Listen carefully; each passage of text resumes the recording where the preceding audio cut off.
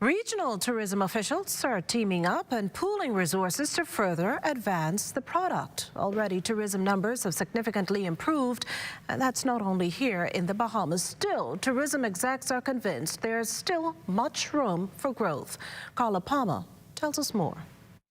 The Caribbean is hot, hot, hot. And that includes the Bahamas. According to President of the Caribbean Tourism and Hotel Association, Nicola Madden-Gregg, travel to the Caribbean has increased substantially since country borders reopened from the COVID-19 pandemic.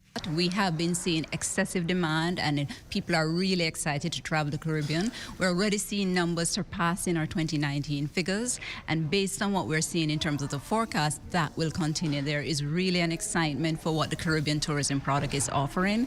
I mean, we have come out of the pandemic strong. We work together in partnership.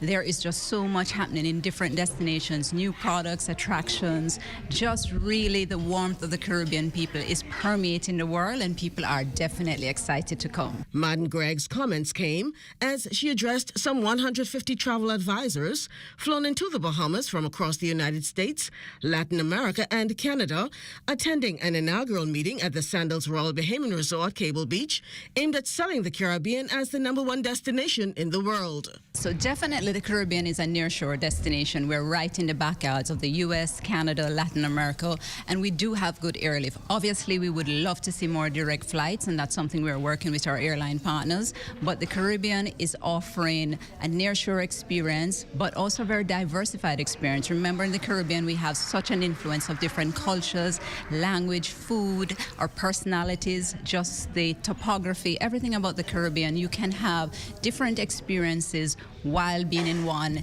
region, but definitely looking to push and encourage people for multi-destinational travel. Because, you know, if you're going to Europe, you're not going to one country, you're going to like 3 or 4. And so it's the same thing for the Caribbean. You have to come and just experience more than one countries within the Caribbean. And each destination is different and unique in its own special way. The Caribbean has already recorded 2% recovery growth over 2019 to date in terms of international arrivals.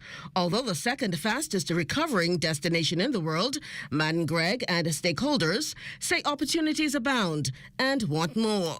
More tourists spending tourist dollars. We're seeing a lot more of our Caribbean nationals getting into tourism, not only from the accommodation, transportation, attraction side of things, but as suppliers to the industry. So you're seeing people in technology, you're seeing persons that are doing things that are very unique in terms of applying themselves in terms of digital marketing, you know, just also looking at other elements that are available to us. The World Travel and Tourism Council, WTCC, is forecasting the Caribbean region to have double-digit improvement figures by 2032.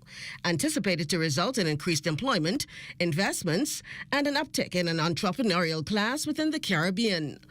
For the Bahamas Tonight, I'm Carla Palmer.